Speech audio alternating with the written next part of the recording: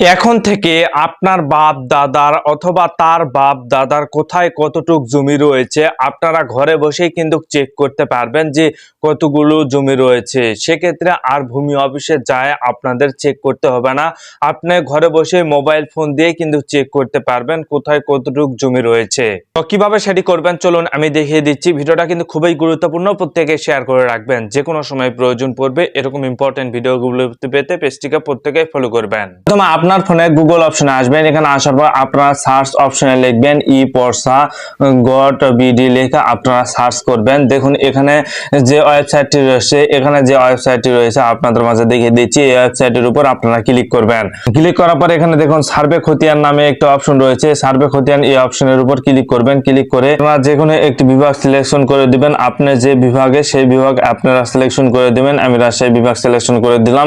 এখানে আপনার যে জেলাটি সেই জেলায় আপনারা এখান থেকে আপনারা সিলেকশন করে দিবেন। দেখুন আমি এখান থেকে সিলেকশন করে দিলাম। দেওয়ার পর এখান থেকে আপনারা স্ক্রল ডাউন করে নিচে আসবেন।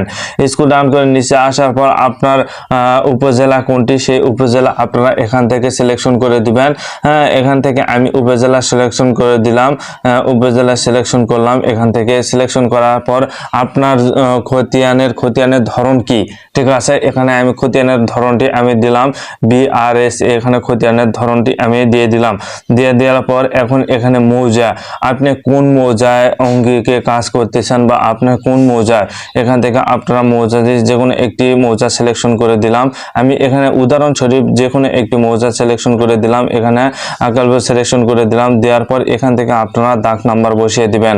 এখানে দেখুন খতিয়ানের তালিকা নাম্বার রয়েছে, এখানে কিন্তু সকল খতিয়ানের তালিকা রয়েছে।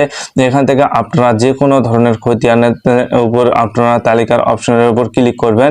আপনি যে তালিকা বের করতে চাচ্ছেন সেই তালিকা আপনারা এখান থেকে ক্লিক করবেন, তাহলে কিন্তু আপনারা এখান থেকে সকল খতিয়ানের তালিকা কিন্তু বের করতে পারবেন।